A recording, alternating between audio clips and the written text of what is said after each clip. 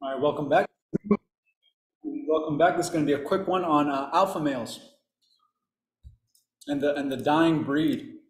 Really. Share sound, optimize video clip. Old male has made him the leader. So you can imagine that that old male has an enormous amount of power because he has made the alpha male alpha male. The male on the right is individually the strongest male.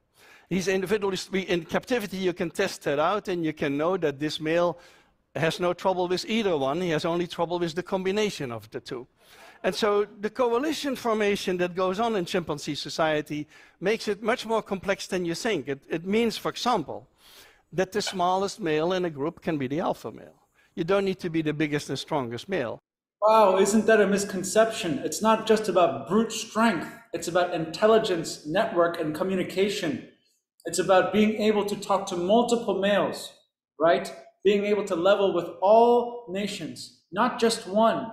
That requires more than brute strength. That requires, again, a passive intelligence, meaning that male has to be valuable enough to, how do you say, value the other things that are not just physical. So this is, again, abolishing the myths of this bully alpha male.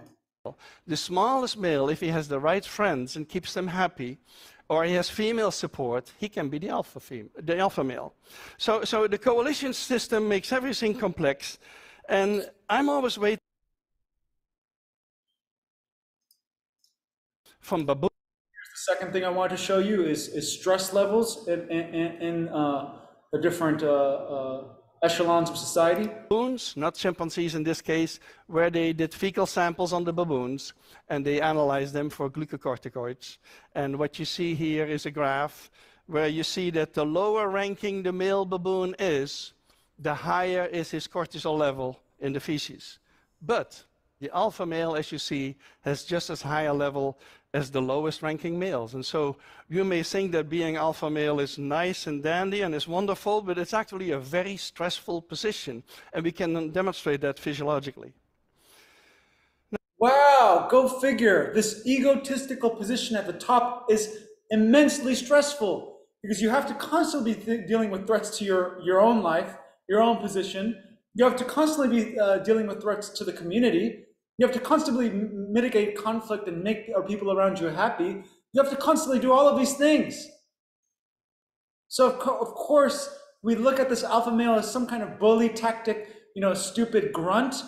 But no, it is the contrary. The alpha male has to be immensely perceptive, has to be immensely responsible, right? Has to be immensely communicative. Now, what are the obligations? And here, for me, it gets really interesting. And it deviates very much from your typical image of the alpha male. The alpha male has two sorts of obligations.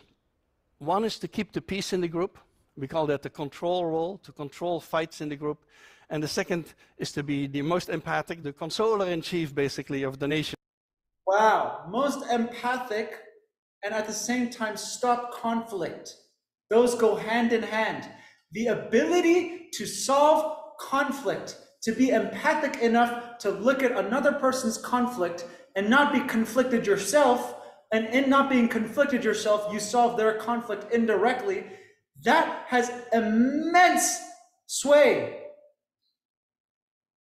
Immense, I like to call it flow, feng shui, right?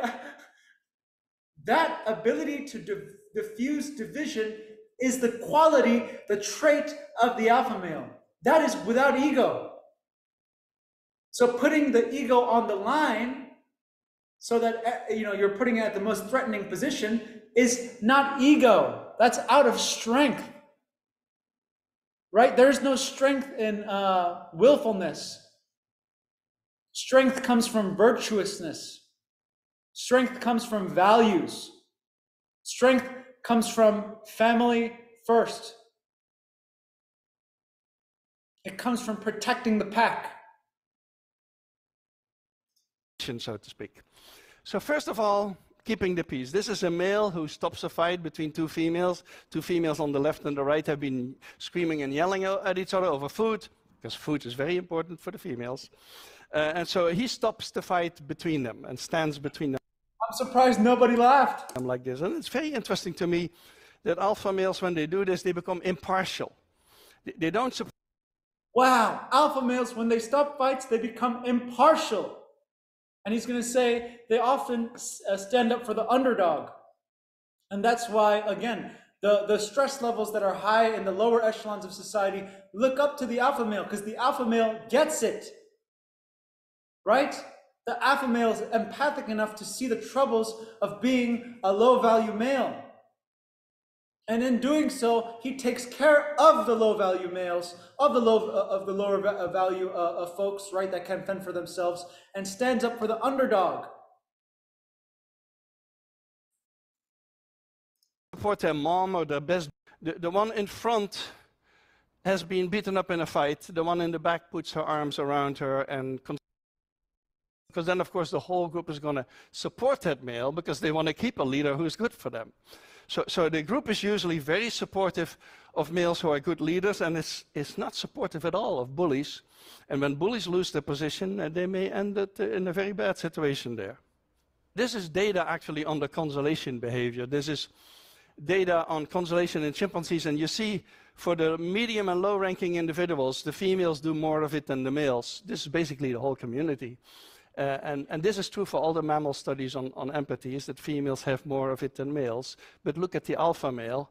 The alpha male does far more than anybody else. And so that's... So this is consolation, this is empathy, this is basically, you know, how do you say it? The ability to mourn for others, just like how presidents come when there's natural disasters and you know, give them help and provide them energy and presence. It's this kind of a thing. So the female, and on average, is doing a lot more empathy work. But the male at the top has to take care of everybody. Everybody's problem is the king's problem. Does that make sense? So it's these kinds of things. These are the kinds of, oh, and by the way, there's alpha females too. I think he was saying in baboons, often they can be matriarchal too. So that means the alpha female is ultimate empathy, right? And actually, let's play this a little bit. Alpha males beat alpha females. Mama, this is a picture of Mama, the alpha female of the Arnhem Zoo, where I used to work, who's now all over the internet. I think 100 million clicks at the moment for a video of her dying at the age of 59, which happened last year. And Mama was an absolute centrum of the group. So she was not physically capable of dominating the males. She was not physically capable of dominating the males. So she understood that her power does not lie in the brute strength and not competing with a man in a man's job. She ranked below the males, but she was the center of the community, and if there was big trouble in the community, everyone would end up in the arms of Mama. And so she was a very important figure. And so I don't want to minimize the position of alpha females in the chimpanzee group. And then we have a species that... Now he talks about the possibility for matriarch, and don't, you know, put that down, and I don't. I'm just saying, once again, folks, that we need to stop thinking immediately that an alpha male is bad. Immediately that a high-ranking male is immediately something that should be shamed, right? Because when we look at the facts, a high-value male is responsible for solving immense conflict, immense empathic work for the others, because he's saying things the underdogs can't say, right? Because they can't compete. So he's the voice. He's the voice of reason, but also he's giving everyone emotional support. You know, and when times are in distress, he's showing that we need to be strong, even in our times of weakness. So it's these kinds of characteristics, these kinds of traits that are just being rolled over, that are being disregarded, and that, you know, people, and this includes us, society, is trying to put out the fire of alpha males. And some alpha males won't have it.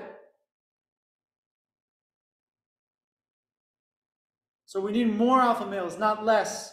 We need more kings, not less. We need more responsible, empathic, problem-solving, conflict-diffusing alpha males and females. And we have to know our roles. Because if you reject the animal realm, you're never going to ascend. This idea of ascension is bullshit if you're rejecting, repressing, and suppressing the animal spirit within you. So when you don't run from the animal that is in you, then you can start to deal with those things. You can actually deal with the problem and not try to run from the problem by solving the problem haphazardly. So it's these kinds of things. So again, the alpha males will rise once more. And as the alpha males and the alpha females rise once more, communities will get stronger and stronger and stronger. And not the opposite way around.